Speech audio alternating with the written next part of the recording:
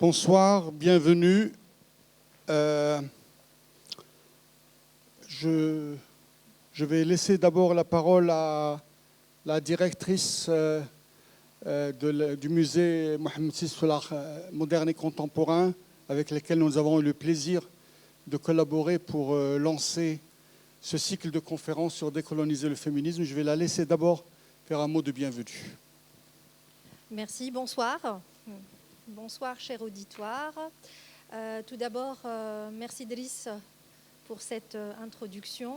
On est très heureux au musée Mohamed VI d'art moderne et contemporain de pouvoir vous accueillir aujourd'hui, mais pas que aujourd'hui, pour une conférence inaugurale d'un cycle de conférences portant sur le féminisme et le volet en rapport avec le volet décolonial.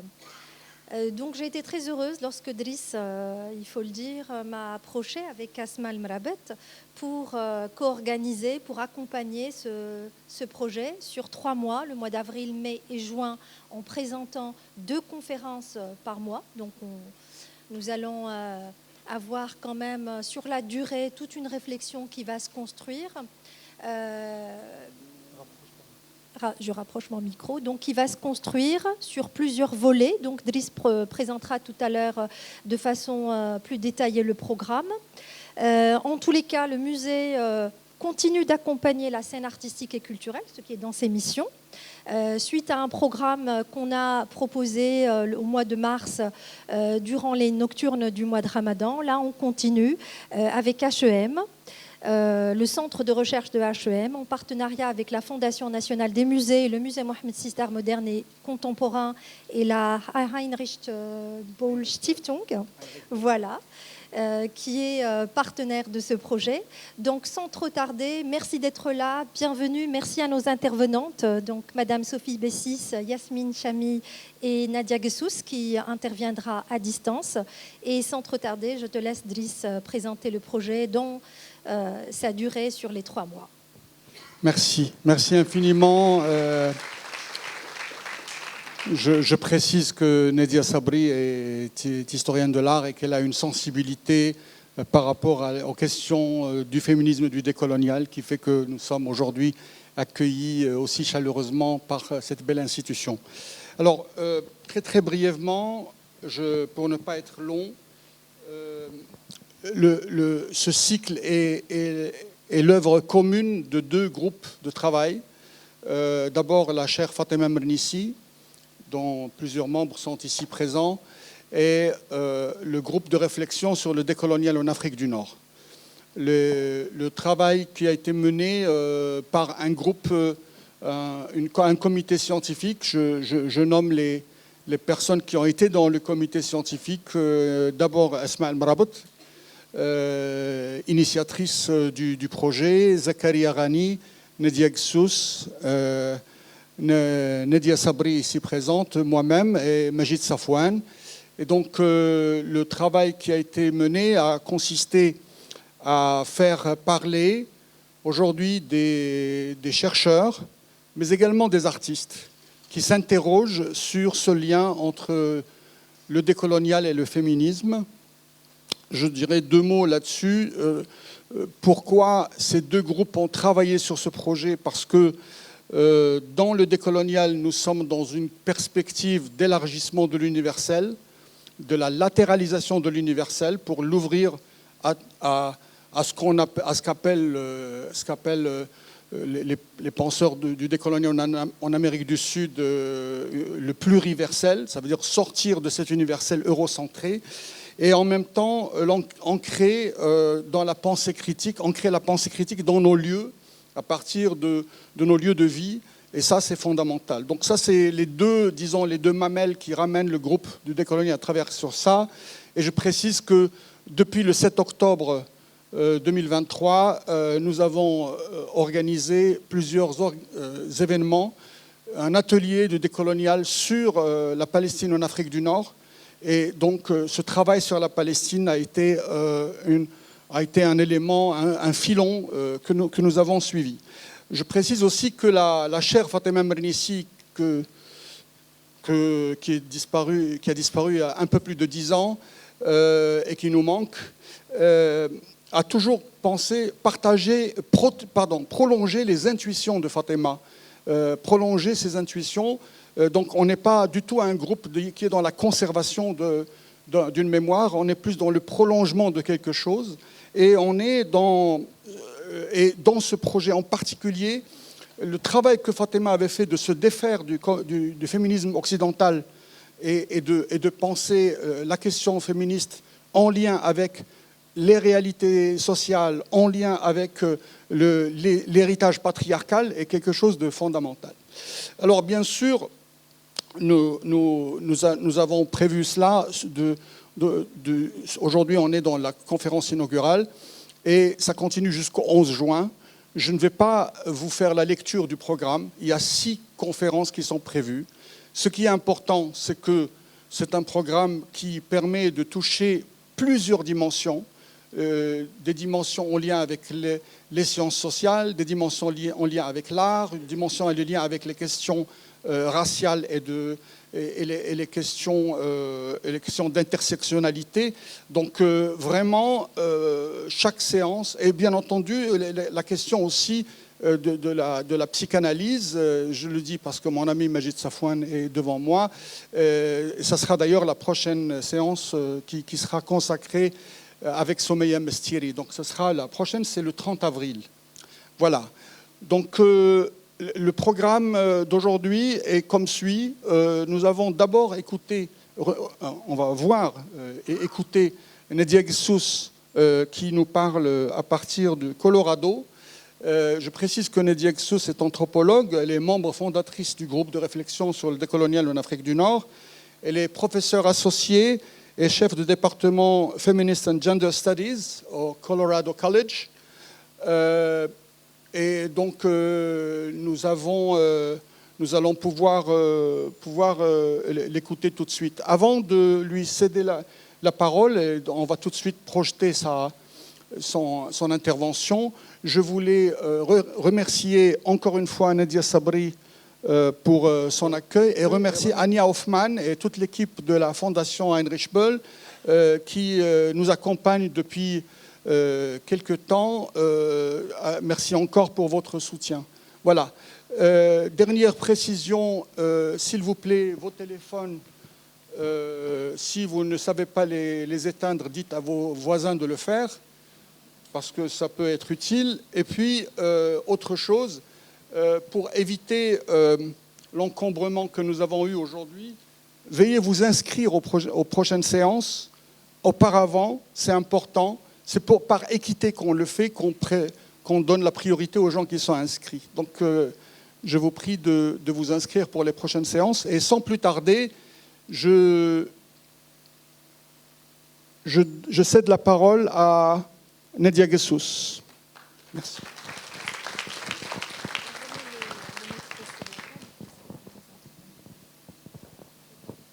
Alors, très très heureux que nous entamions ce cycle sur la question décoloniale et la question de la géopolitique.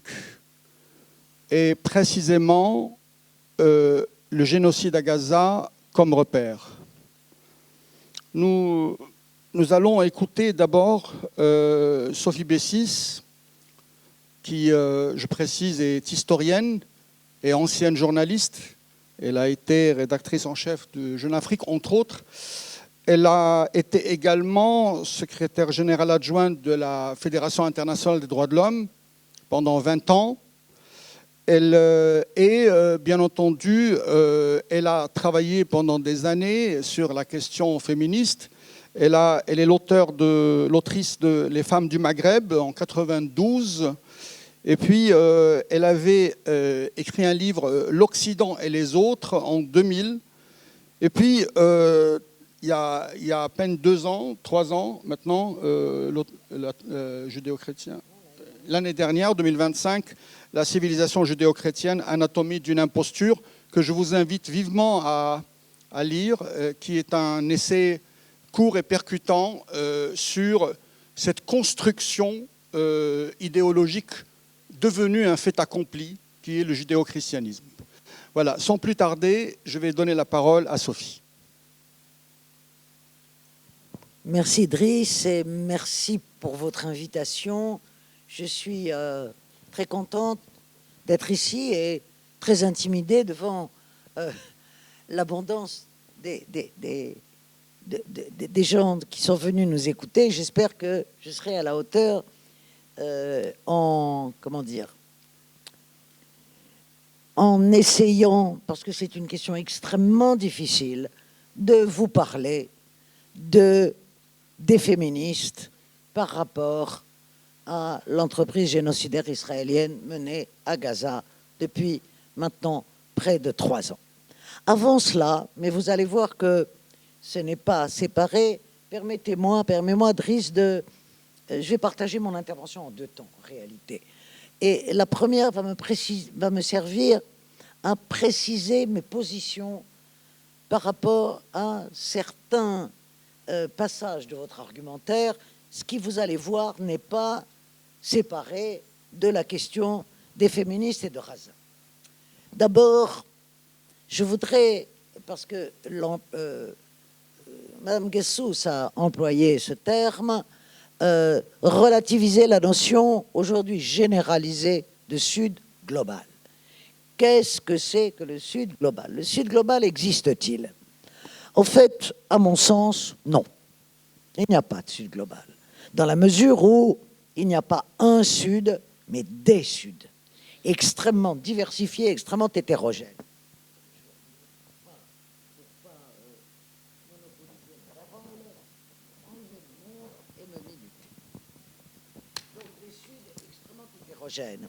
En fait, à mon sens, ce nouveau mantra de Sud global traduit une nostalgie du tiers-monde, de l'époque où on parlait du tiers-monde, et alors qu'en fait, ils s'en diffèrent profondément.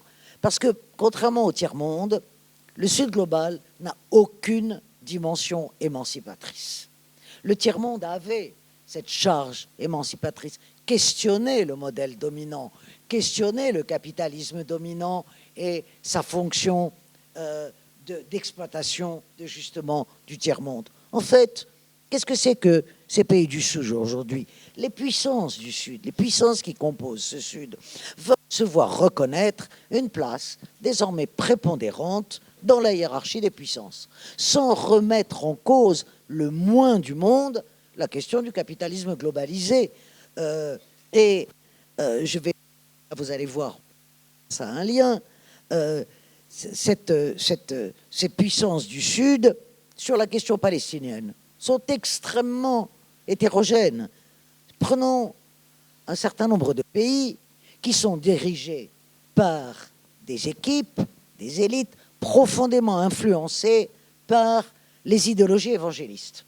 Je prends un certain nombre de pays d'Afrique subsaharienne. Il est évident que ces pays influencés ou dirigés par des évangélistes ont une position tout à fait favorable à la colonisation israélienne. Prenons la Cour internationale de justice, la plainte sud-africaine. La seule juge qui a défendu urbi et orbi Israël était la juge ougandaise, laquelle juge ougandaise est évangéliste. Dans un deuxième, prenons l'Inde.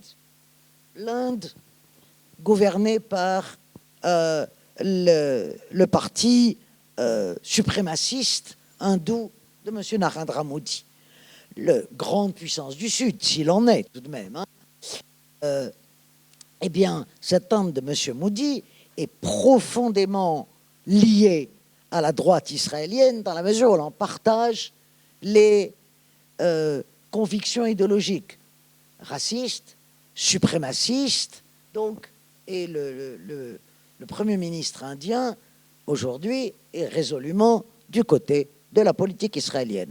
Et puis ensuite, la plupart des puissances qui composent ce Sud global sont des dictatures, soit des dictatures comme la Chine, soit des pays qui furent démocratiques et qui versent dans l'illibéralisme, comme l'Inde de M. Modi. Donc, les choses ne sont pas aussi simples. Voilà. Qu'est-ce que le Sud global? Il faut, à mon sens, en parler avec énormément de réserve. Deuxième point, les femmes sont issues d'histoires invisibilisées, certes, ça c'est sûr, et dans le monde entier, quelles que soient les cultures, quelles que soient les civilisations, les femmes sont issues d'histoires invisibilisées. Mais invisibilisées par qui? Alors bien sûr, les idéologies coloniales ont invisibilisé les femmes du Sud pendant toute l'histoire de la colonisation. Mais enfin, malheureusement, nous pouvons le déplorer, toutes les sociétés patriarcales invisibilisent les femmes, et dans nos pays du Sud, dans nos sociétés, eh bien, je crois que nous n'avons pas eu besoin du secours de l'impérialisme pour invisibiliser nos propres femmes, hein, qu'on s'est très bien débrouillé tout seul. Donc là aussi, je pense qu'il est nécessaire de relativiser. Et maintenant, les femmes, depuis, disons, un petit demi-siècle, allez, viennent au jour, partout, de façon différente, avec des modalités différentes, mais viennent au jour, et il faut dire, c'est très bien, selon des modalités différentes. Voilà.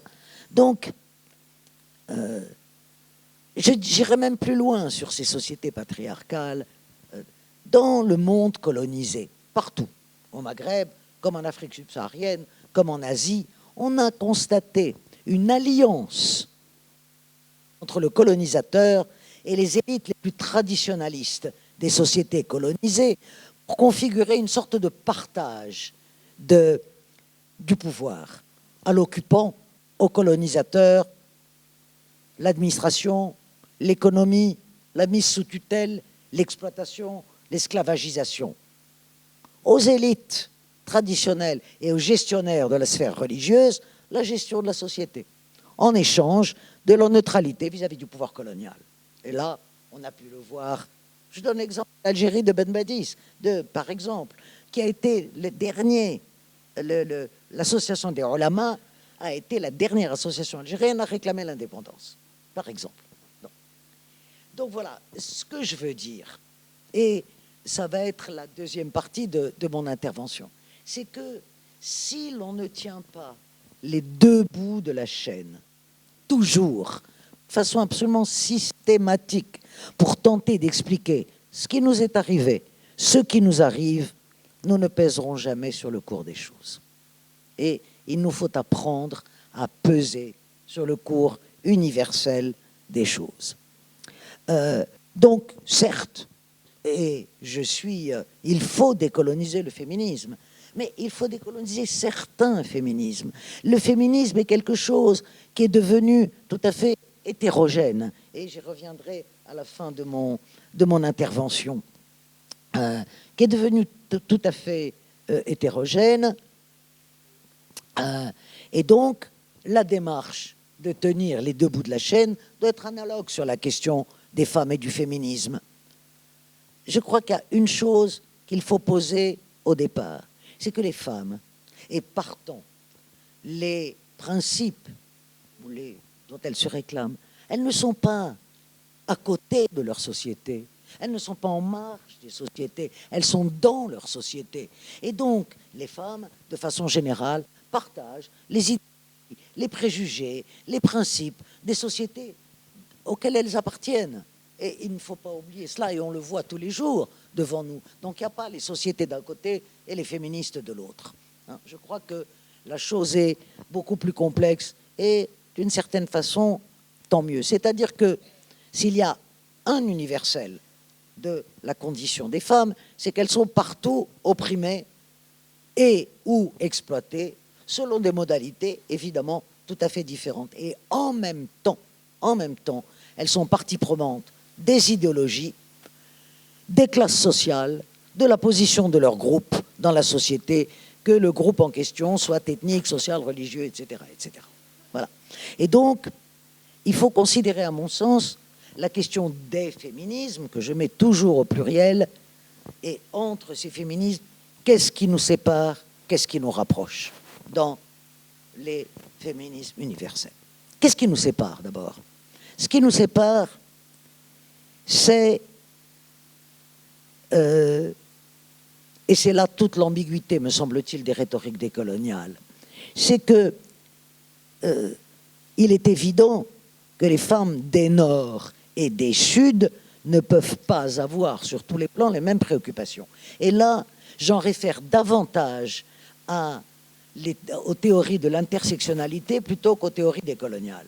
Les théories de l'intersectionnalité nous ont énormément apporté, qui ont été théorisées d'abord par les femmes noires américaines, bien sûr, dans la mesure où elles s'appuyaient sur du réel, sur du concret. C'est-à-dire que, allez, je vais simplifier extrême, une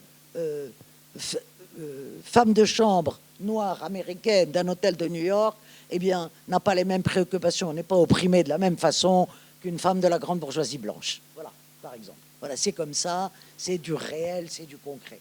Et donc, l'intersectionnalité, je pense, nous a beaucoup apporté pour penser en même temps la race, la classe, la position sociale et la nature des oppressions.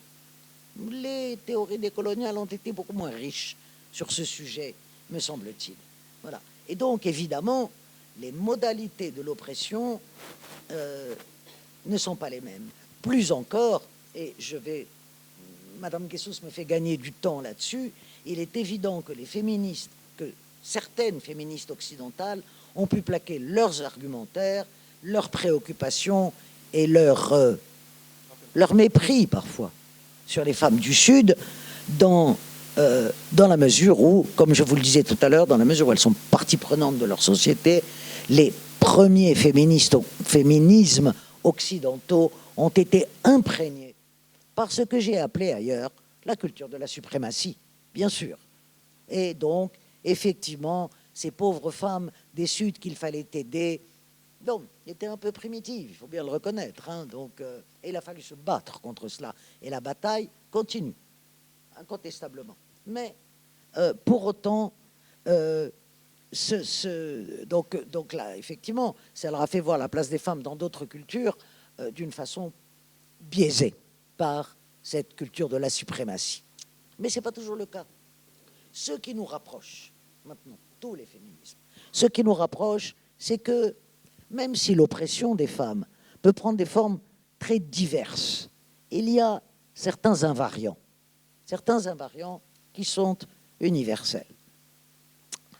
Les violences multiformes contre les femmes. Il n'y a pas une société, pas une seule, qui ignore ce qu'est la violence contre les femmes. Et l'apogée de cette violence est évidemment le féminicide, bien sûr, c'est-à-dire le meurtre d'une femme parce que c'est une femme.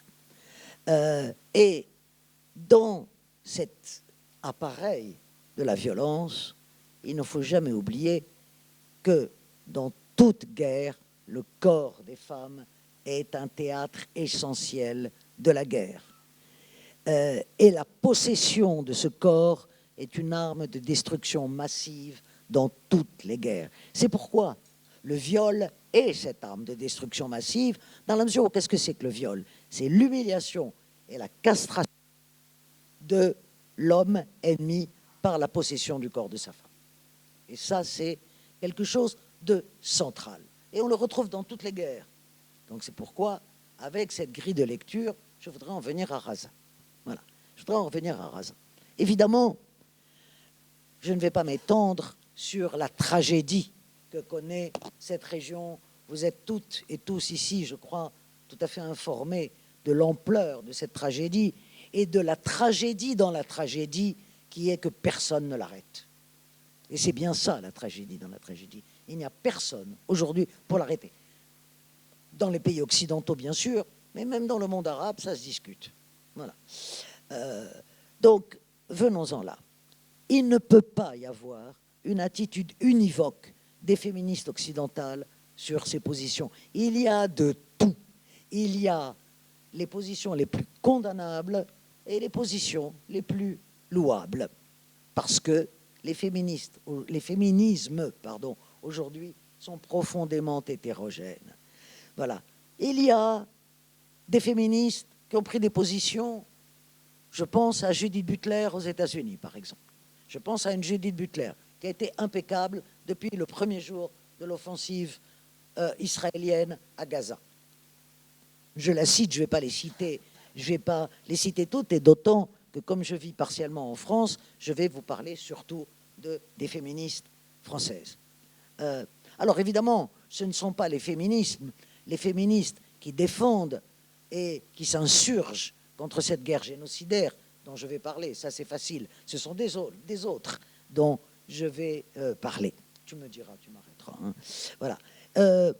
Si on prend la France, j'ai moi-même été profondément choqué de voir certaines grandes figures pour qui j'avais une immense estime minimiser l'ampleur de cette entreprise génocidaire et en nier le caractère génocidaire et la volonté israélienne d'anéantissement du peuple palestinien. Je pense par exemple, je vais nommer des femmes, je pense à Ariane Nouchkine, à cette immense femme de théâtre, je parle devant un dramaturge, hein, qui est Ariane Nouchkine, qui, et c'est d'autant plus choquant à mon sens, a pris dès le premier jour position pour l'Ukraine.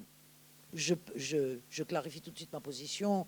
Je suis contre l'invasion de l'Ukraine par la Russie et je pense que Poutine est un dictateur de la pire espèce qui a essayé d'anéantir l'Ukraine et de l'avaler. Donc, Ariane Nouchkine, je la prends comme emblème, si vous voulez, a défendu l'Ukraine dès le premier jour. C'est très bien, je suis tout à fait d'accord. Elle n'a pas dit un mot sur la Palestine, pas un mot.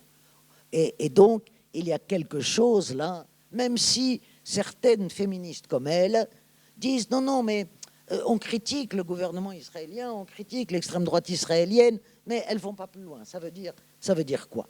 Alors, moi, la question que je me pose, s'agit-il de racisme anti-arabe? S'agit-il de racisme anti-musulman, que je préfère au terme d'islamophobie en général? S'agit-il de la colonialité de leur culture? Évidemment, qui fait que, au fond, d'une façon ou d'une autre, le processus de conquête de la Palestine est accepté. Et on peut dire qu'il s'agit de la colonialité de cette culture. En partie, oui, mais pas chez toutes. Il y a, si vous voulez, c'est très je vais simplifier à l'extrême dans la mesure où, bien sûr, je n'ai pas le temps de creuser la complexité du sujet. Il y a évidemment, dans ce silence de certaines, d'une grande partie ou d'une partie des féministes françaises, le rapport occidental aux Juifs et à Israël, dont les causes sont multiples, et je ne peux pas y venir là-dessus parce qu'il me faudrait 1 heure pour les expliquer, bien sûr. Mais c'est un rapport d'une grande complexité. Donc, en fait, et c'est un des nœuds, un des impasses du raisonnement, c'est que toute position anti-israélienne est assimilée à de l'antisémitisme. Et ça, évidemment, ça fait taire énormément de bouches. Cette synonymie qui est entretenue entre Juifs et Israël est une catastrophe pour tout le monde, sauf pour les défenseurs d'un sionisme de combat. Les seuls qui profitent de cet apparentement entre Juifs et Israël, c'est le sionisme de combat qui est à l'œuvre aujourd'hui. Concrètement, maintenant, je vais passer pour expliquer ce que je veux vous dire, quelques faits qui ont alimenté la polémique entre féministes, je vais les appeler simplement pro-israéliennes et pro-palestiniennes, parce que je n'ai pas le temps d'expliquer pourquoi je réfute ces 2 termes. Voilà. En novembre 2023, c'est-à-dire pas très longtemps après l'offensive israélienne suite au 7 octobre à l'offensive du Hamas. Il y a un texte collectif de militantes publié dans le média de la France Insoumise qui s'appelle Le Média et donc qui affirme que les viols commis par les combattants du Hamas et du djihad islamique ne sont que de la propagande de guerre israélienne. Non. Première conséquence de la controverse et du débat. D'autres femmes répondent que, ça c'est dans le journal L'Express, toujours du même mois de novembre 2023, que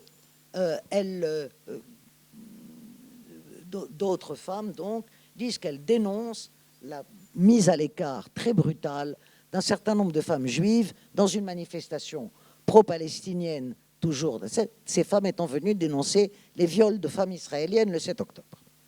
Dans cette affaire, il faut distinguer plusieurs étages, à mon sens. D'abord, bien entendu, la propagande israélienne a inventé des fake news sur le 7 octobre. Des fake news qui ont été parfaitement documentées. On les connaît. Il n'empêche que, d'après un certain nombre d'associations, dont Amnesty International, qui a fait un rapport extrêmement documenté, il y a eu des viols de femmes dans les kibboutz qui ont été attaqués par le Hamas. Ça, c'est la réalité. Alors, c'est pour ça qu'il faut distinguer plusieurs étages. Il y a, parmi des femmes qui se disent féministes, des propagandistes clairs de la politique israélienne. Je pense à la sociologue franco-israélienne Eva Illouz, par exemple. Bon. Je pense également à une femme qui s'est toujours proclamée féministe et qui s'appelle Caroline Fourest et qui a osé dire que les meurtres d'enfants par Israël étaient involontaires, que c'était malheureusement des dommages collatéraux, alors que les meurtres d'enfants, je n'en connais pas à ma connaissance, par les Palestiniens étaient voulus. Voilà, et que c'était une tentative d'extermination. Une Caroline Fourest a toujours prétendu être féministe. Donc il y a des propagandistes avérés de la politique israélienne qu'il faut combattre avec toutes les armes qui sont à notre disposition. Et leur tentative d'absoudre Israël de ses crimes est absolument évidente, je veux dire, pour toute personne de bonne foi. À l'inverse, certaines de leurs adversaires tentent de relativiser des exactions de Hamas au nom de la résistance palestinienne. Bon.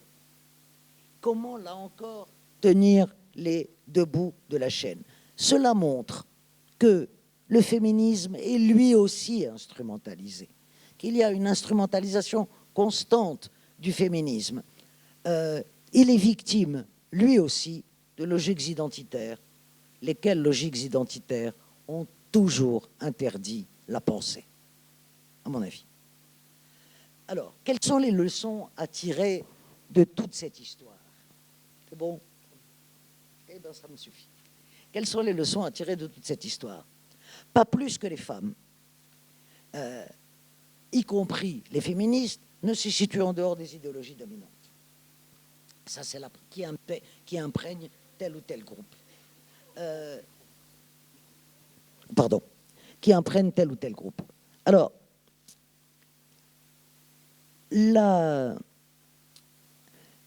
position de nombreuses féministes occidentales par rapport à la politique israélienne et à la guerre menée par Israël est absolument consternante et renouvelle, à mon avis, un questionnement extrêmement important sur le lien entre féminisme et idéologie dominante. Qu'est-ce que l'on peut dire à ce sujet? C'est que le plus petit dénominateur commun, c'est-à-dire la violence misogyne, ne suffit pas à faire l'unité des féminismes. Que les féminismes sont tributaires de versions, des habitus dans lesquels baignent les femmes. Ça, c'est la première chose. Deuxièmement, la cécité de certaines porte-paroles féministes contemporaines devant Raza amène à s'interroger qu'est-ce qu'un féminisme qui est capable d'invisibiliser certaines catégories de femmes? Comment peut-on le qualifier? L'instrumentalisation du féminisme, en fait, à ses origines, que ce soit en Europe ou ailleurs, le féminisme a toujours comporté une dimension révolutionnaire dans la mesure où il mettait en cause les fondements mêmes des sociétés. Voilà. Être féministe, c'était remettre en cause l'idéologie dominante, qui est l'idéologie patriarcale. À mesure que la condition des femmes a évolué de façon extrêmement importante, même si c'est totalement inégal dans toutes les parties du monde, cette dimension révolutionnaire s'est en partie perdue, dans la mesure où le féminisme s'est noyé dans l'habitus des sociétés. Et que donc, cette question du féminisme et de Raza, cette question pose la question, et je reviens, la question de l'universel. qu'est-ce que c'est aujourd'hui que l'universel. Et à travers le féminisme, il est nécessaire, à mon sens, de se reposer cette question de l'universel. Est-ce que c'est cet universalisme, et moi je fais une différence entre universalisme et universel.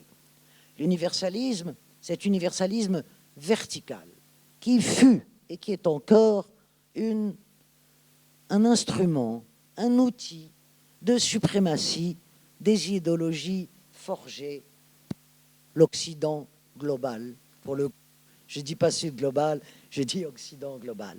Donc, cet universalisme vertical est aujourd'hui, heureusement, critiqué de toutes parts et doit être remplacé, et est en train d'être remplacé partiellement par un universel horizontal, dont d'ailleurs un penseur occidental a posé les fondements. Je pense à Maurice Merleau-Ponty, évidemment, qui a posé les fondements de cet universel horizontal, qu'il ne serait plus un universalisme de surplomb, mais qui serait un universalisme qui deviendrait à ce moment-là réellement universel, qui est la seule condition pour que l'universel devienne universel, c'est-à-dire que soit approprié et partagé par les sociétés du monde entier. Et c'est à ce moment-là, à mon sens, que le féminisme, qu'on a vu si malmené à Gaza depuis si longtemps, retrouve sa dimension révolutionnaire. Je n'ai pas été trop longue.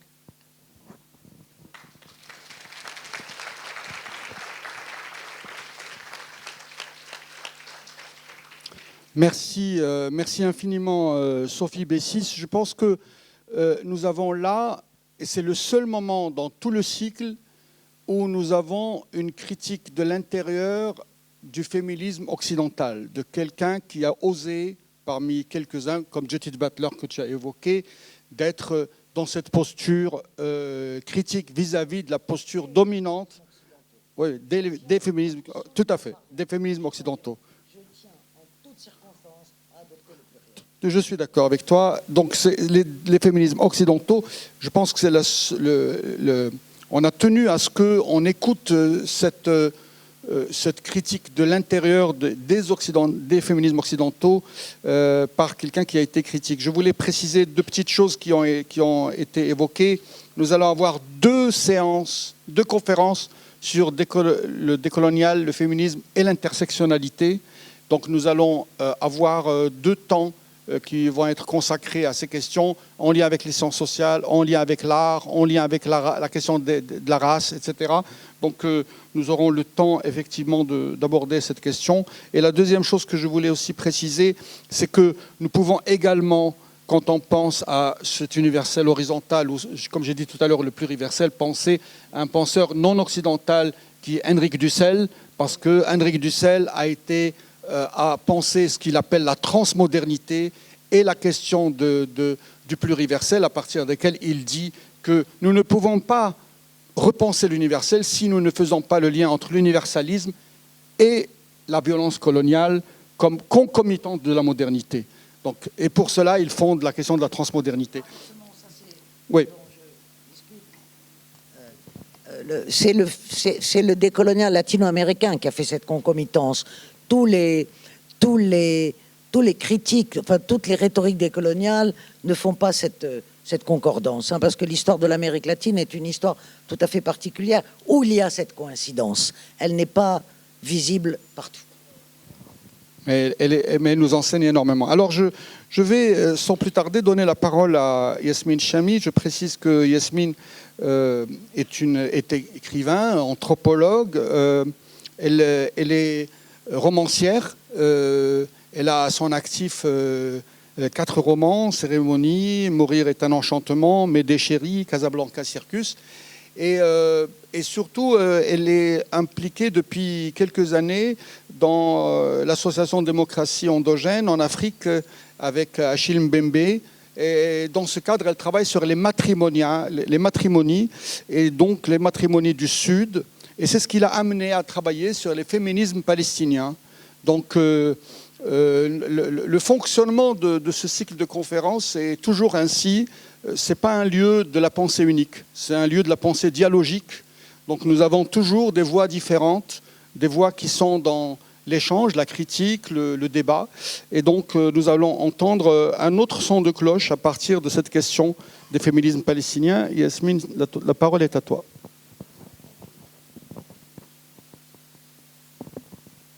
Je voudrais commencer par remercier Sophie parce que la mise au point qu'elle a faite, en particulier sur la question du Sud global, me tient beaucoup à cœur. Parce que effectivement, cette notion de Sud global nous invite à penser en fait différents pays, différentes nations, différentes histoires comme homogènes, ce qui n'est pas le cas. Mais rappelons tout de même que ce qui structure la notion de Sud global, c'est que ce sont des sociétés qui ont été traversées et durablement marquées par l'impérialisme occidental. Et donc il y a dans cette notion une connotation politique qui mérite qu'on s'y attarde. Et effectivement, le glissement de la notion de tiers-monde dans la notion de Sud global est très intéressante pour nous parce que dans la notion de tiers-monde, il y avait effectivement toutes les luttes anticoloniales qui étaient en fait totalement incorporées dans cette notion-là, qui ne le sont plus dans celle du Sud global. Mais la notion de Sud global, elle convoque quand même les manifestations contemporaines d'un impérialisme qui se manifeste différemment en fait dans des pays qui sont souverains, mais qui sont tout de même soumis à une série de pressions financières, économiques, mais aussi culturelles, qui en réalité font partie de l'agenda de la globalisation, qui en fait en réalité éclate sous nos yeux depuis l'avènement de Trump au pouvoir. Donc la notion de Sud global, elle a le mérite de rendre compte d'un état des rapports de force en fait qui affectent les sociétés dites du Sud, mais aussi les sociétés du Nord, contraintes à cette globalisation et dans lesquelles il y a des mini-Suds. Parce que je crois que dans le Sud, la notion qui est fondamentale et qui n'est pas exprimée, c'est la notion de vulnérabilité politique, sociale et culturelle d'un certain nombre de populations qui ont tendance à être invisibilisées et dont la souveraineté est menacée, soit par les conditions matérielles d'existence, soit parce que leur culture, qu'elle soit populaire, qu'elle soit féminine, que ce soit les matrimoines, ou parce qu'elles sont diasporiques en fait, quand il s'agit de populations qui vivent au nord du monde, eh bien, sont aussi en précarité. Donc, je crois que la notion de Sud global traduit un état des rapports de domination, conscient et inconscient, en fait, qui structure le rapport à un Nord, en fait, vécu comme impérialiste et suprémaciste. Ça, c'est pour préciser un petit peu ma position par rapport, en fait, à la mise au point de Sophie, que je remercie profondément, parce qu'effectivement, c'est quelque chose qu'il faut préciser quand on parle de pensée décoloniale. Pour la question des féminismes palestiniens, très précisément, et je ne vais parler que de ça, et je ne parlerai des féminismes du Nord qu'en rapport avec les féminismes palestiniens. Je n'ai pas la prétention d'être une spécialiste des féminismes palestiniens, loin de là. Mais je m'y suis intéressée parce que je conduis un travail sur la notion de matrimoine, c'est-à-dire toutes les transmissions invisibilisées des femmes qui structurent les sociétés et qui sont les socles de la possibilité du maintien de la vie et qui sont aujourd'hui profondément menacées par l'extractivisme impérialiste, capitaliste, néolibéral et financier qui en réalité exige l'extraction permanente des richesses, mais aussi la dislocation des corps, leur cannibalisation en fait, dans une productivité qui, sans arrêt, en fait, reconduit des mécanismes de domination. Et il me semble que on ne peut pas poser la question des féminismes palestiniens en dehors de la question qui, bien qu'elle ne soit pas effectivement posée de la même manière que dans les pays d'Amérique latine où il y a une véritable concomitance historique, mais il me semble qu'en Palestine aussi, il y a quelque chose qui se joue dans l'occupation des territoires et dans l'occupation des corps, mais aussi dans l'occupation des psychés, qui contraignent le peuple palestinien à justifier de son existence. C'est-à-dire, au fond, une existence qui devient, disons, contingente et en même temps sur le fil et presque difficile à expliquer. C'est le fameux Somoud, c'est-à-dire, au fond, c'est la fameuse stratégie du Somoud portée par les femmes palestiniennes dès la déclaration Balfour. il faut savoir que, et c'est très important pour nous quand on veut être décoloniaux, il faut aussi se pencher sur nos histoires. Et le grand problème que nous avons, nous, si on parle de nous, les pays du sud de la Méditerranée, c'est que les pouvoirs qui sont issus des luttes pour l'indépendance, après les décolonisations, eh bien, sont des pouvoirs qui n'ont pas autorisé la construction d'un récit national multiple. Et donc nous sommes piégés dans un récit national patriarcal, en fait, profondément patriarcal, qui reconduit des modes de domination qui ont été fixés par le colon et qui nous impose, en fait, une vision exogène de la naissance des féminismes. Or, les féminismes dans le sud du monde, et en particulier autour du bassin méditerranéen, et ce qu'on appelle l'Asie de l'Ouest, en fait, sachant que le Moyen-Orient et le Proche-Orient, ce sont quand même des concepts qui sont profondément européocentrés, eh bien, ce sont des féminismes. Les féministes n'ont pas attendu, en fait, l'arrivée des colons pour exister. Il y a eu des féministes en Palestine avant, en fait, l'arrivée des Juifs d'Europe. Ça n'est pas, la naissance du féminisme n'est pas une conséquence, en fait, de la fondation de l'État d'Israël. Les féminismes palestiniens existaient avant. Et donc, au moment de la déclaration Balfour, les femmes palestiniennes ont constitué des clubs sociaux dans lesquels, et culturels, dans lesquels elles ont revendiqué le territoire palestinien comme palestinien et dans lesquels elles ont manifesté par écrit et aussi oralement leur refus en fait du partage de la terre palestinienne, le refus en fait de l'implantation juive européenne en Palestine.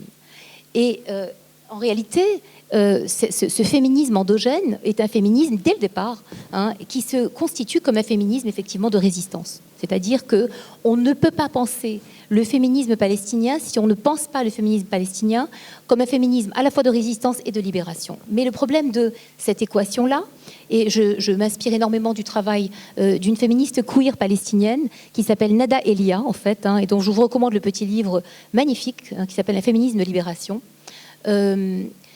En fait, elle explique de manière très claire que les féministes palestiniennes ont été acculées à penser la libération du territoire en même temps que la libération des femmes palestiniennes. Et donc, il y a tout de suite eu une confrontation, c'est-à-dire un dilemme politique qui consistait à la fois à soutenir les hommes palestiniens qui étaient les combattants, mais qui étaient en même temps les oppresseurs dans la sphère intime. Et la très grande difficulté, en fait, comme toujours dans les situations coloniales, c'est de défaire, en fait, les logiques de, j'ai envie de dire, de solidarité dans la lutte pour la libération. Et donc, ces féministes palestiniennes, piégées dans cette équation qui consistait d'un côté à soutenir ceux qui combattaient, de l'autre côté à se battre pour se libérer dans la sphère intime, ont mis en place des stratégies, en fait, qui sont des stratégies extrêmement diversifiées. Mais plus l'oppression coloniale devenait importante, plus l'évolution des féminismes palestiniens, eh bien, forcément, s'ancrait dans un féminisme de combat anticolonial, forcément. Et bien sûr anticolonial et anti-impérial. Et donc, il y a un travail très important, puisqu'on est au musée Mohamed VI, il faut aller regarder, moi je trouve ça très intéressant, les artistes en fait palestiniennes qui travaillent sur la question coloniale et qui travaillent sur les féminismes décoloniaux, puisqu'elles sont impliquées dans ce questionnement. Je pense notamment à Mouna Hetsoum ou à Larissa Sansour, qui font un travail absolument extraordinaire. Et j'aime bien rapprocher le travail de Mouna Hetsoum en particulier, qui travaille sur le corps grillagé, enfermé, incorporé, avalé par le colon, en fait, ce corps féminin qui, d'ailleurs, souvent en prison est violé, symboliquement. Et il y a à ce sujet une anecdote. Et donc, ce travail-là est très intéressant à questionner, en même temps que la réflexion féministe d'une féministe que j'aime énormément, personnellement, c'est Mona Abdo, qui, elle, considère que la Palestine tout entière est un territoire carcéral. C'est-à-dire qu'en fait, la prison, elle est métaphorique de la Palestine. C'est-à-dire que c'est la représentation symbolique politique de la Palestine. La Palestine comme prison, on l'a dit d'ailleurs très souvent dans les médias, oui, ils sont emprisonnés sur ce banc à Gaza, ils sont bombardés, ils n'ont même pas où aller. Eh bien, ça veut dire quelque chose, ça veut dire que le territoire est une prison. Et quand un territoire est une prison, ça veut dire que les corps ne sont pas libres. Et ça veut dire que les psychés ne sont pas libres. Et donc, il y a une sorte d'incorporation coloniale, un cannibalisme colonial et des corps et des psychés, et en particulier des femmes. Parce que le corps des femmes, comme l'a très bien dit Sophie, c'est aussi le lieu d'incarnation de la puissance des hommes palestiniens. Et quand on profane le corps des femmes palestiniennes, évidemment, on humilie profondément toute la société palestinienne. Et donc le viol comme arme coloniale, ou l'humiliation physique comme arme coloniale, c'est-à-dire les checkpoints où il faut se déshabiller, être palpé, mais aussi en fait en prison, toutes les techniques d'intimidation, d'humiliation, etc. Ne pas se laver, se dégrader physiquement, perdre ses dents, perdre ses cheveux, tout cela participe en fait d'une même entreprise en fait de déshumanisation, mais quand je dis déshumanisation, c'est de décorporation de la société palestinienne. Moi, je me souviens qu'à 18 ans ou à 20 ans, j'avais lu le livre de Mahmoud Darwish, en fait, La Palestine comme métaphore. Et en fait, le titre m'a fait pleurer, parce que je me suis dit, ça veut dire que cette terre va devenir métaphorique, et si elle est métaphorique, c'est qu'elle ne va plus exister. C'est-à-dire qu'en fait, elle va être détruite. Et j'ai bien peur de ça. J'ai bien peur de ça parce que le combat des féministes palestiniennes, aujourd'hui, il est fondamental, parce qu'il ouvre, malgré effectivement cette position de surplomb des féministes du nord du monde, c'est-à-dire... Vous savez que quand il y a eu la marche des femmes à Washington, je crois que c'était en 85, si je me trompe, corrigez-moi, une jeune palestinienne qui avait été libérée en fait des geôles palestiniennes juste avant et qui avait été violée avec un balai devant son père qui refusait de la violer. Et donc les geôliers l'ont violée avec un balai. Ça a été documenté par justement des réalisatrices palestiniennes dans un très très beau documentaire dont je mettrai tout ça en note pour que Driss puisse le diffuser à qui il veut. Cette femme en fait a participé à la marche des femmes à Washington, et ce qui l'a beaucoup frappé, c'est que Betty Friedan, qui était quand même l'égérie des féminismes américains et des féminismes du Nord global, des Nord globaux, avait interrompu sa prise de parole et avait dit on ne va pas ramener la Palestine ici, vous n'allez pas nous ramener la Palestine ici. Ici, c'est un mouvement pour les femmes, ce n'est pas un mouvement politique. La même Betty Friedan, qui dans la même manifestation avait en fait prononcé une harangue en disant que ce qui se passait en Afrique du Sud était absolument intolérable et que le combat des femmes noires d'Afrique du Sud était le combat des femmes américaines. Et donc, effectivement, comme l'a très bien dit Sophie, les femmes palestiniennes, les féministes palestiniennes sont tout le temps en train de lutter contre j'ai envie de dire, l'inconscient collectif occidental totalement investi par la Shoah, et à juste titre. Mais face à la Shoah, faire exister une autre catastrophe, c'est compliqué. Et légitimer, en fait, des luttes endogènes, en les rendant en même temps universelles, suffisamment universelles, pour que ces luttes endogènes ne contrarient pas, en fait, la lutte contre la colonisation et la lutte pour la survie du peuple palestinien. C'est tout, pour moi, c'est tout l'enjeu, en fait, des féminismes palestiniens. Et c'est en ce sens qu'on peut dire que, malheureusement, les féminismes palestiniens sont métaphoriques, en fait, des féminismes décoloniaux. Voilà, merci. Merci. Merci infiniment. Je pense que c'est important d'aller sur cette question qu'on appelle les féminismes endogènes, et surtout la Palestine prise comme, moi je dirais plus qu'une métaphore, ça veut dire une sorte de symbole qui nous permet de saisir dans la complexité la question du territoire, du corps, de la violence et de la colonie de peuplement, ou ce qu'on disait tout à l'heure, la colonie de dépeuplement. et du fait qu'elle soit légitimée par un discours occidental dominant. Alors, je pense qu'il était prévu que je repose une question, mais je préfère ouvrir la discussion à la salle d'abord, et peut-être... Mais tu voudrais dire un mot? Alors, bien sûr, je te passe la parole. Non, moi je crois que ce qu'a dit Yasmine est très intéressant dans la mesure où ça pose deux questions fondamentales. La question, est-ce qu'il faut se poser la question des origines du féminisme? Et qui me semble extrêmement important, c'est les rapports entre féminisme et mouvement national. Et ça, c'est un champ d'études extrêmement important. Alors si je reprends la naissance du féminisme palestinien, endogène, je ne sais pas très bien ce que ça veut dire, dans la mesure où c'est... D'abord, il ne faut pas oublier que jusqu'en 1922, la Palestine fait partie de l'Empire ottoman. Enfin, jusqu'à la fin de l'Empire ottoman, la Palestine fait partie de l'Empire ottoman. Et donc, c'est un vaste ensemble qui comprend la Palestine, le Liban, bien sûr, et la Syrie. Et c'est une région qui, il ne faut pas oublier, qui est influencée par le féminisme turc, qui est très important à partir du début du XXe siècle. Mustafa Kemal n'est pas né de rien non plus. Hein.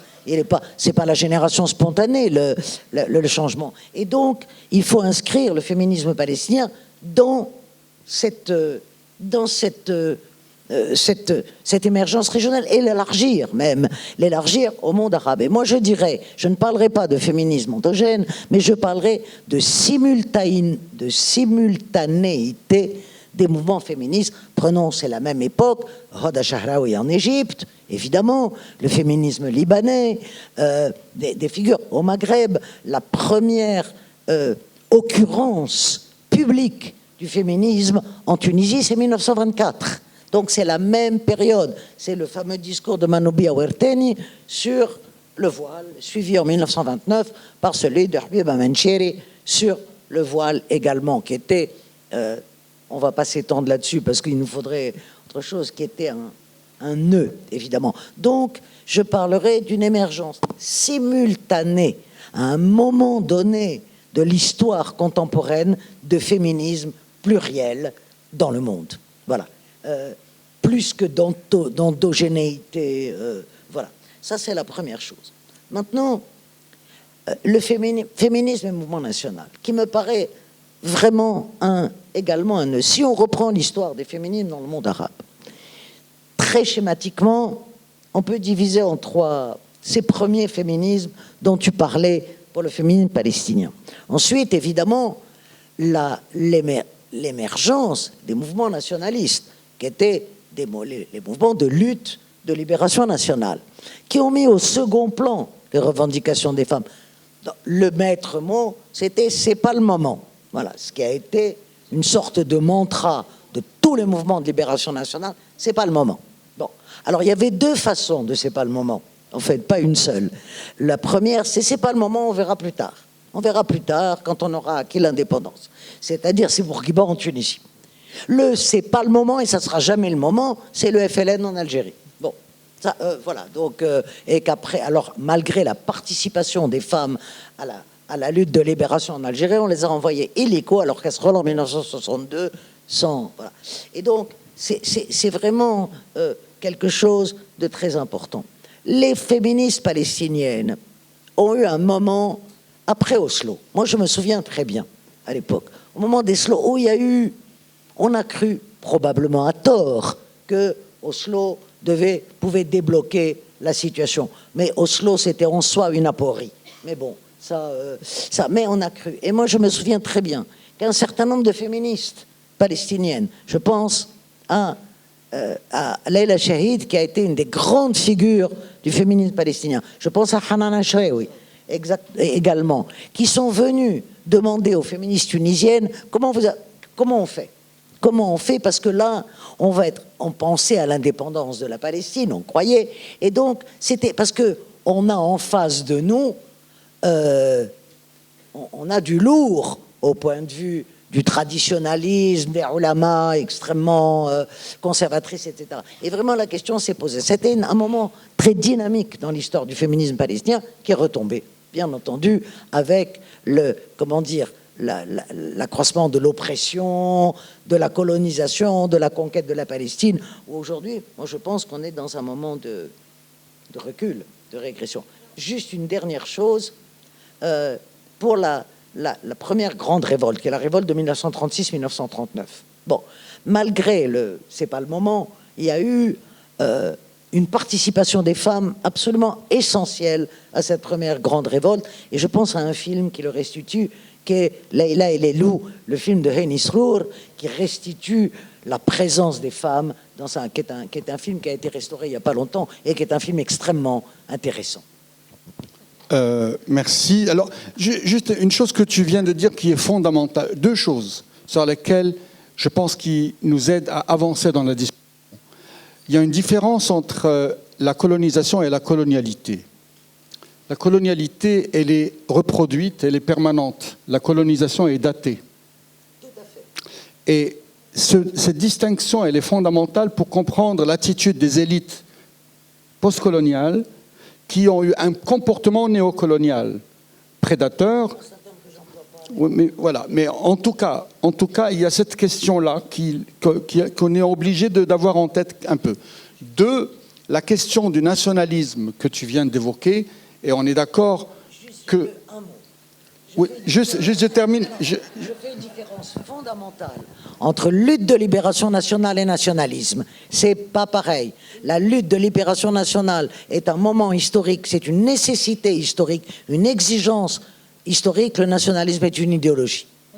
Mais ce que je voulais dire, c'est que je ne parle pas des luttes de libération nationale, je parle du nationalisme qui s'est installé après coup et qui est en soi une reproduction d'une idéologie dominante et qui est centrée sur soi, qui peut justifier la violence, qui peut même aujourd'hui justifier le génocide. Voilà. Alors, je voulais aussi insister sur le fait que les Palestiniens, ils ont un immense malheur à gérer. Et en même temps, il y a aussi une chance dans la tragédie totale. C'est en fait les féminismes diasporiques. Parce que dans les diasporas palestiniennes s'élaborent des versions du féminisme extraordinairement inclusives et intéressantes, qui sont portées aussi par des artistes et qui, en fait, questionnent de manière très intelligente l'existence du futur État palestinien, parce que ces féministes-là ne renoncent pas, justement, à la naissance de l'État palestinien. Et dans cet État palestinien se pose la question, justement, des rapports de genre. Et au fondement de la possibilité d'un État démocratique se pose l'inclusion, en fait, de tous les genres. Et ces féministes palestiniennes font partie, en fait, d'un féminisme universel qui revendique la libre disposition des corps dans un contexte politique étatique.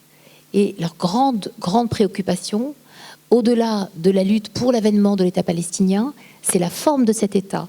Et évidemment, ce questionnement est indissociable. C'est-à-dire que le féminisme, les féministes, en tout cas, qui sont diasporiques aujourd'hui, mais qui, certainement, si la Palestine advenait, et on l'espère, pourraient avoir une parole qui compte, ce sont celles qui sont en train d'imaginer, en fait, les fondements d'un véritable État démocratique dans le monde arabe. Et je crois que c'est très important. Merci. Merci infiniment. Je pense que nous allons avoir, pour la question des artistes est fondamentale. On ne pense pas uniquement à partir des sciences, on pense à partir des arts, on pense à partir de la création. Je rappelle que le 7 mai, Rim Labi sera là pour parler de voir autrement ou quand les artistes femmes décolonisent l'art. Et nous allons avoir également une séance avec Khadijat Nana sur ces questions. Je pense que c'est important. Je vais ouvrir la discussion avec la salle. Je vous demanderai, donc on peut prendre une vingtaine de minutes, 20-25 minutes. Je vous demanderai d'être court et précis. Merci. Oui, et levez-vous quand vous voulez, et présentez-vous. Voilà.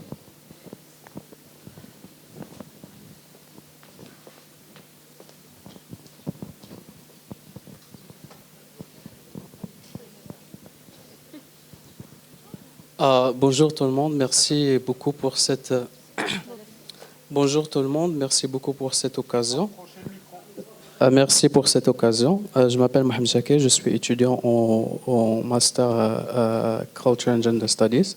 Ma question est la suivante. Comment peut-on être décolonial sans tomber dans l'ethnocentrisme ou oublier de critiquer nos propres systèmes d'oppression? Merci beaucoup. Yes? OK. Ma question est la suivante. Comment peut-on être décolonial sans tomber dans l'ethnocentrisme ou oublier de critiquer nos propres systèmes d'oppression? Merci beaucoup. Et être autocritique. Oui.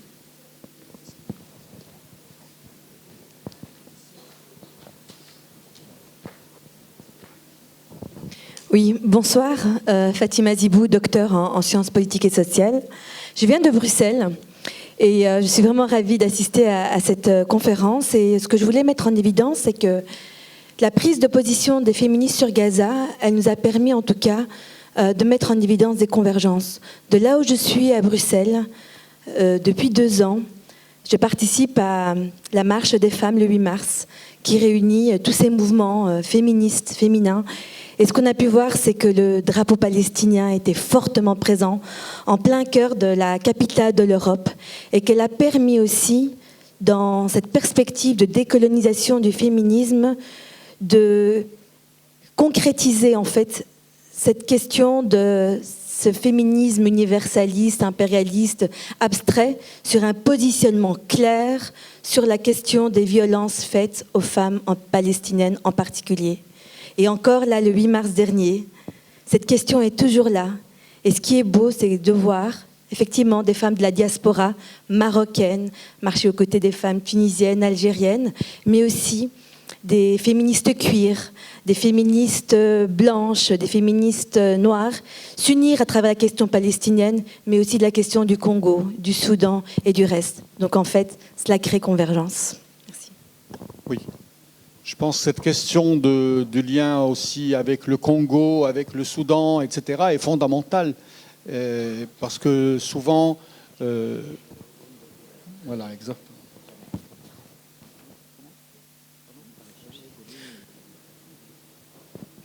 Bonjour, Beria Benona, je suis doctorante à l'ATSIS, à la faculté d'Ain Chour.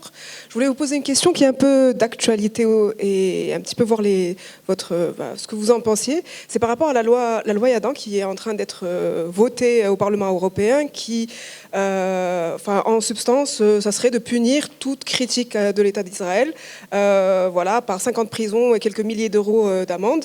Et le fait, et en parallèle avec Rima Hassan qui a été aujourd'hui... quoi qu'on en pense, qui a été aujourd'hui mise en garde à vue. Donc un petit peu votre avis sur la question.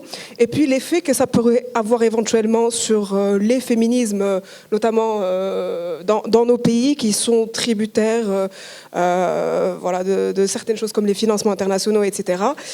Est-ce que ça pourrait avoir aussi des incidences sur nos luttes à nous, qui sont dans un esprit de colonialité, qui sont obligés de suivre un petit peu des politiques qu'on n'assume pas ou avec lesquelles on n'est pas toujours à 100% d'accord. Voilà, votre idée sur cette question-là.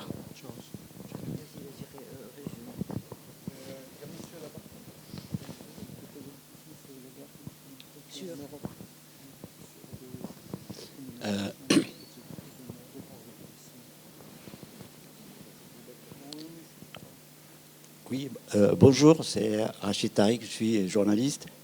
Alors, ma question... Oui, ma question s'adresse précisément à Madame Sophie Bessis. Vous avez parlé de Gaza, mais aussi du génocide. Or, je sais que la question du génocide, suite à la plainte de l'Afrique du Sud, elle n'a pas été reconnue officiellement. La Cour internationale de justice a parlé de prémices, de risques de génocide. Et jusqu'à maintenant, on n'en parle plus. est-ce qu'il y a risque que ce sujet tombe dans les oubliettes? Que faites-vous en France ou en Europe pour remettre cette question à l'ordre du jour? Merci.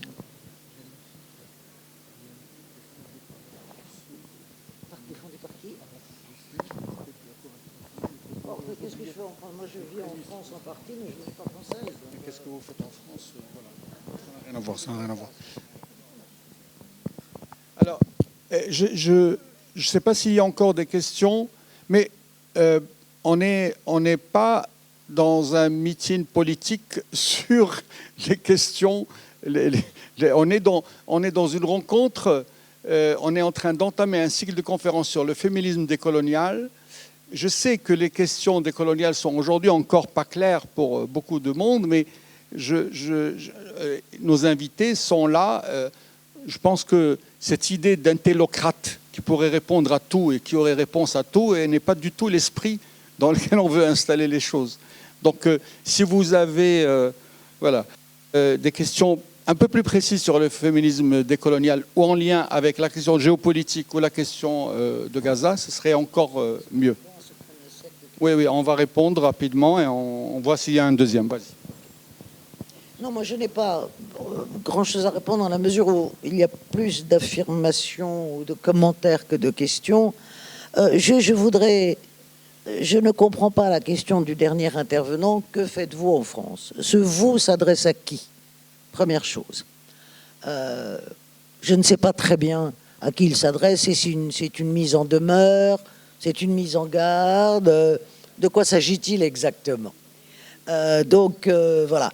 Alors évidemment, comme je le disais tout à l'heure, il y a une ambiance, d'ailleurs je réponds en même temps à une autre question, il y a une criminalisation évidente, pas seulement en France d'ailleurs, mais dans l'ensemble de l'Europe et aux États-Unis et au Canada, c'est-à-dire en Amérique du Nord, des prises de position que l'on appelle pro-palestiniennes, que moi je préfère appeler anticolonialistes, parce que le soutien à la lutte des Palestiniens et des Palestiniennes est d'abord et avant tout une lutte anticolonialiste, comme il y a eu d'autres luttes anticolonialistes dans l'histoire.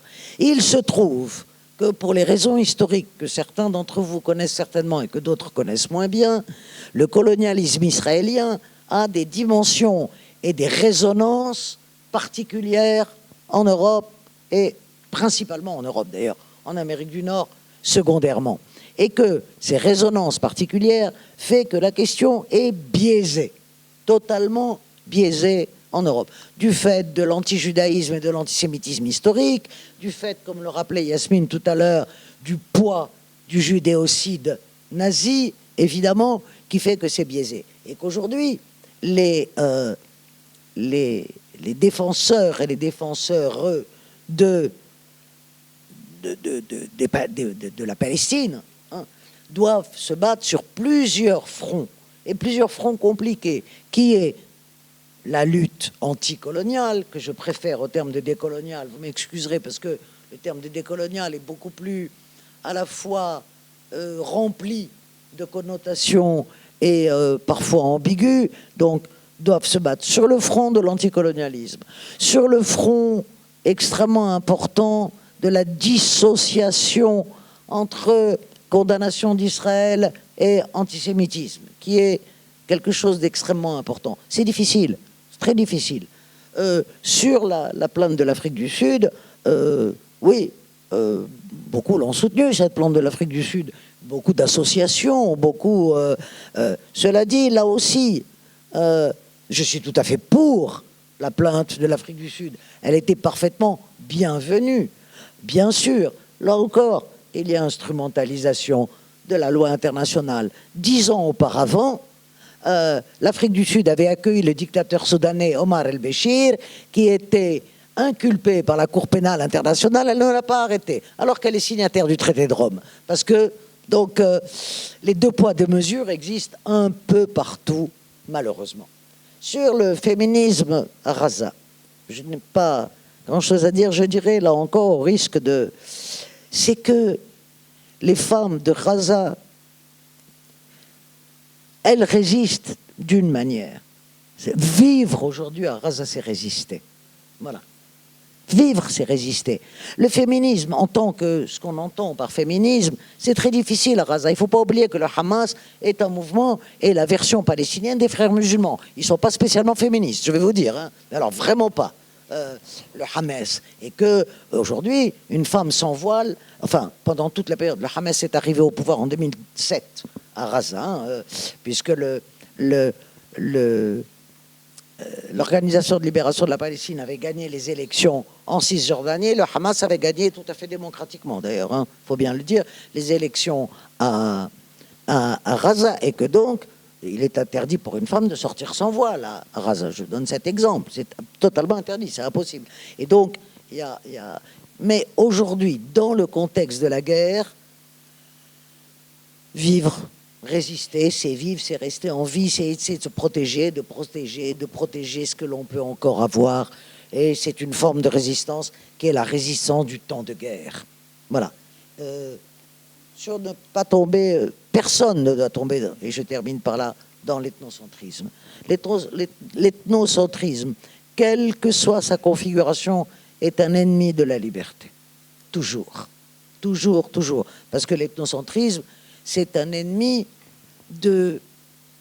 D'abord, ça enferme, c'est une réclusion identitaire, et toute réclusion identitaire est dangereuse pour la liberté, et cela interdit des luttes communes, évidemment. Si chacun lutte pour sa propre communauté, il n'y a plus de lutte commune. Et je pense profondément, et c'est ça aussi la solidarité, si nous exigeons des femmes occidentales de la solidarité vis-à-vis de la Palestine, c'est que nous sommes contre l'enfermement communautaire. Sinon, ça n'aurait pas lieu d'être.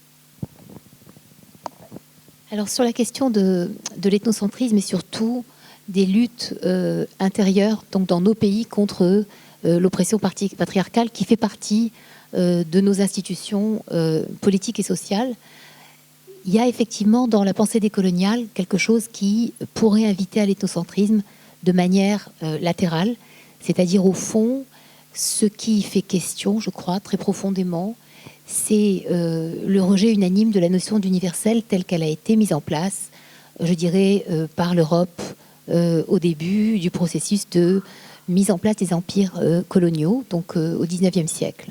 Cette vision de l'universel est aujourd'hui fortement contestée, et la pensée décoloniale, elle vient ouvrir en fait un espace pour repenser en fait l'universel, pas pour l'abolir. Il n'est pas question, bien sûr, et ce serait très dangereux, d'imaginer que nous n'avons rien en commun les uns avec les autres sous prétexte que nous serions nés quelque part ou que notre peau aurait une couleur. Non, la question c'est pour que la pensée universelle, en tout cas que les luttes féministes universelles ne soient pas des luttes impériales de surplomb. Hein, c'est-à-dire qu'au fond, les concepts qui animent ces luttes ne soient issus que de l'expérience historique et politique d'un groupe humain donné.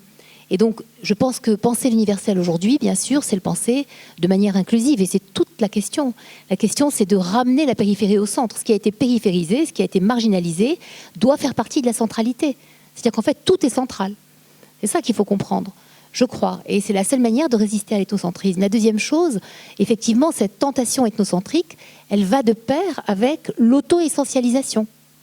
Et au Maroc, par exemple, je pense que nous sommes très menacés par cette espèce de mise en place d'une identité nationale unique qui serait arabe, musulmane, alors que nous savons très bien que nous avons des origines tellement diverses, des appartenances tellement multiples, historiques et contemporaines, que c'est une absurdité. C'est comme si en fait on mettait en place un schéma unificateur, mais que la réalité est tellement diverse que le schéma forcément, eh bien, vous savez, Virginia Woolf, elle a dit, quand on lui a demandé de réduire son manuscrit, elle a dit « Je me fais l'effet d'une mère indigne qui coupe les pieds de son bébé pour qu'il puisse rentrer dans son berceau ». C'est pareil.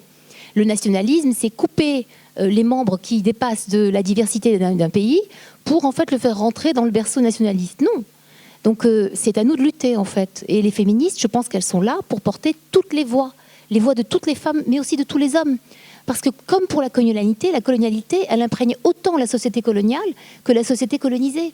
Et pareil, le patriarcat, en fait, met autant en danger intimement les psychés masculines et les comportements masculins et la possibilité de la vie bonne pour les hommes que pour les femmes. Donc en fait, c'est un combat commun. Ce sont des combats qui ne peuvent être gagnés qu'ensemble. C'est tout l'enjeu justement de délocaliser le combat des femmes palestiniennes, à la fois pour la liberté de la Palestine et pour leur propre liberté.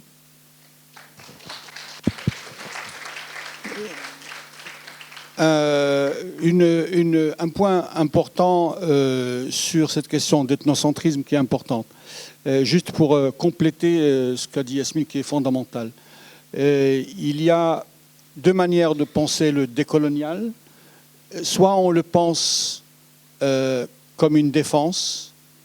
Donc quand on le pense comme une défense, on le pense de manière identitaire, on le pense de manière négative, et donc on peut le penser comme une forme de rejet, et donc un enfermement. Ça existe. Et il y a une sorte de mouvements décoloniaux activistes qui peuvent aller jusqu'à cette limite. Mais il y a, et c'est tout le travail qui est mené par beaucoup de groupes de travail, c'est cette question d'élargissement de l'universel, de dépassement d'idées du centre et de faire ce qu'on appelait tout à l'heure le pluriversel. Ça veut dire aller tenir compte de toutes les histoires dans leur contextualisation, dans leur complexité, comme disait Sophie tout à l'heure, qui permettent de repenser les héritages communs d'un universel pluriel. Voilà. Et c'est ça le travail le plus rude dans la question décoloniale, c'est de remembrer, comme disait Ngugi wa Thiong'o, il disait remembering. Remembering en anglais veut dire justement se souvenir, mais aussi remembrer, ça veut dire remettre ensemble, recomposer un corps disloqué. Ça, c'est un travail qui est fondamental dans le décolonial. Mais ça demande une double critique, pour reprendre Khatibi. C'est une double critique. C'est une critique vis-à-vis de son héritage et vis-à-vis d'une vision impériale ou occidentale dominante, parce qu'il n'y a pas qu'une seule. Voilà. Non, moi je suis tout à fait d'accord avec ce que tu viens de dire, à part que la plupart des rhétoriciens et des rhétoriciennes décoloniales ne mettent pas dans le décolonial ce que tu y mets. Donc si ta définition du décolonial peut être généralisée, je serais tout à fait d'accord. Malheureusement, il est vrai qu'aujourd'hui, je ne parle pas d'une pensée. Il y a des pensées décoloniales. Mais ce que l'on entend le plus aujourd'hui, ce ne sont pas des pensées, ce sont des rhétoriques. Essentiellement des rhétoriques. Et ces rhétoriques versent, malheureusement, très souvent, dans le gouffre identitaire. Je suis entièrement d'accord. Et c'est pour ça que j'ai commencé par dire tout à l'heure que ce cycle est porté par le groupe de réflexion sur le décolonial en Afrique du Nord. On est une trentaine de membres. Ce travail se fait dans un groupe aussi de travail. Il y a effectivement, nous n'avons pas les feux de la rampe des médias sur ce travail parce qu'effectivement, on n'est pas manichéen, on n'est pas dans la binarité. Voilà. Je ne sais pas s'il y a encore des questions.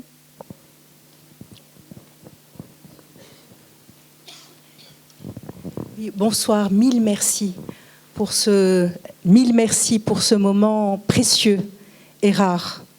Le mot décoloniser depuis le début, depuis qu'on m'a proposé de réfléchir sur la question, me taraude. C'est vrai qu'il est compliqué à saisir. Très vite, que pensez-vous de la notion davantage d'hybridation ? Hybridation. Alors, il s'agit plutôt de revendiquer un féminisme situé, ni pur, ni copié. Qu'en pensez-vous ? Très bien. Est-ce qu'il y a une dernière question ? Oui. S'il vous plaît.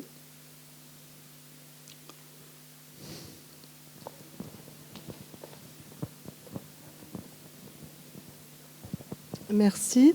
Nadia Motet, professeure à l'Université Mohamed V. Une question à Madame Chamy. Oui. Question à Madame Chamy. En quoi, selon vous, le féminisme palestinien redéfinit-il les luttes féministes mondiales en refusant de dissocier l'émancipation des femmes de la résistance à la colonisation? Et comment, selon vous, cette approche déconstruit-elle l'instrumentalisation des droits des femmes par le discours hégémonique dans le conflit israélo-palestinien? C'est une question bien précise et directe. Merci.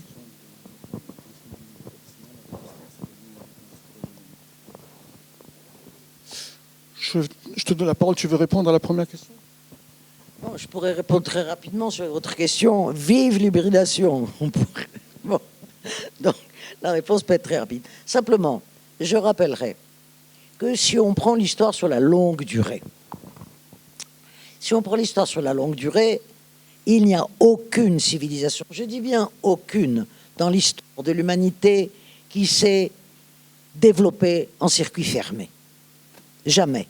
Une civilisation est toujours le résultat, et les grandes civilisations, puisque le résultat d'échanges, de circulation, que ce soit des circulations matérielles, des circulations intellectuelles, des circulations de toutes sortes. Et ça fait de la civilisation. Et pourquoi je suis extrêmement préoccupé par notre moment historique actuel? Parce que comme tout le monde s'enferme, on est dans un moment de décivilisation. Justement, parce que l'enfermement, c'est la décivilisation. Voilà. Mais prenez n'importe quelle civilisation. C'est toujours ce résultat, ces extraordinaires mélanges et ce que vous appelez, que beaucoup appellent, comme vous, ces extraordinaires hybridations. Et c'est pour ça, c'est pourquoi les nationalismes qui se terminent toujours en fascisme, d'une façon ou d'une autre, détestent l'hybridation, détestent l'intrusion chez soi de l'altérité quelle qu'elle soit. Et le danger extrême, c'est ce refus de l'altérité quelle que soit sa figure. Voilà.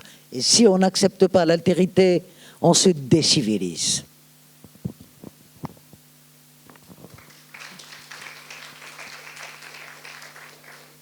Alors pour répondre à votre question sur d'abord la contribution des féminismes palestiniens en fait à la transformation des féminismes dans le monde et en rapport avec la lutte contre la colonisation en Palestine, je crois que ce qui se passe avec l'État d'Israël, c'est le dernier avatar du colonialisme européen en fait. C'est-à-dire que finalement on est face à la dernière tentative impérialiste directe de prise de pouvoir sur la terre et sur les corps d'un autre peuple considéré comme inférieur pour des tas de raisons, en tout cas infériorisé et même déshumanisé. Et dans cette perspective, je crois que ce qui se joue avec les féminismes palestiniens et la lutte pour l'émancipation du peuple palestinien, conjointement, c'est la possibilité unique, parce que rappelez-vous que presque toutes les occasions, la Tunisie est vraiment un contre-exemple, de mise en place de sociétés égalitaires sur la question du genre, eh bien, ont avorté. C'est-à-dire que les États-nations qui sont nés des mouvements de décolonisation auxquels les femmes ont participé ont accouché de sociétés patriarcales, dans lesquelles en fait, les luttes menées par les femmes ont été totalement invisibilisées et n'ont jamais été gratifiées par des possibilités de participation au pouvoir politique, ou très peu, et aussi par en fait, la reconnaissance de droits fondamentaux. Et donc en Palestine, ce qui pourrait se jouer, et c'est un petit peu le sens de mon intervention, ce serait la possibilité justement de déjouer cette mécanique infernale qui fait que les femmes soutiennent la résistance, résistent, s'engagent, militent, font de la prison, sont mutilées et finalement renvoyées, comme l'a dit Sophie Bessis, au fourneau une fois la révolution achevée et une fois l'émancipation actée. Et donc je crois qu'en Palestine, c'est cette possibilité-là qui est ouverte, d'abord. Et évidemment, s'il y avait une réussite pour les femmes palestiniennes, s'il y avait la possibilité d'une société égalitaire pour les hommes et les femmes, ce serait un modèle politique extraordinaire pour le reste du monde, en particulier pour les pays dits du Sud. Et la deuxième question que vous m'avez posée, je crois, c'est en fait, en gros, en quoi les féminismes palestiniens sont... j'ai pas très bien... participent, c'est ça, à la... Oui, c'était comment, selon vous, l'approche déconstruit-elle l'instrumentalisation des droits des femmes par les discours hégémoniques dans le conflit israélo-palestinien? Alors, le discours hégémonique, vous savez, il y a beaucoup de discours hégémoniques sur la question des femmes, mais il y a aussi le discours des hommes. Donc, moi, c'est-à-dire que, en fait, mon problème, et je le dis parce que je suis profondément féministe, et dans un sens inclusif pour les hommes. Donc, ce que je trouve embêtant, très juste et embêtant, quand on pose la question du féminisme impérial de surplomb occidental, et il existe, on le voit bien avec la guerre en Iran, où sous prétexte en fait de libérer les femmes iraniennes, eh bien on tue 130 petites filles dans une école. On est complètement dans l'aberration, mais en même temps, ça permet aussi de ne pas penser ce qui se joue dans nos sociétés sur le discours hégémonique des hommes, de certains hommes, auxquels on accorde le pouvoir en fait de définir la manière dont les femmes habitent leur corps et la manière dont en fait elles habitent l'espace social et politique. Donc en fait il y a deux discours hégémoniques. Il y a le discours effectivement de surplomb des féminismes du Nord, de certains féminismes du Nord, parce que pas tous en plus, et puis il y a le discours de surplomb en fait du patriarcat local. Et ce sont les deux en fait qui sont remis en question, je crois, dans la lutte des femmes palestiniennes.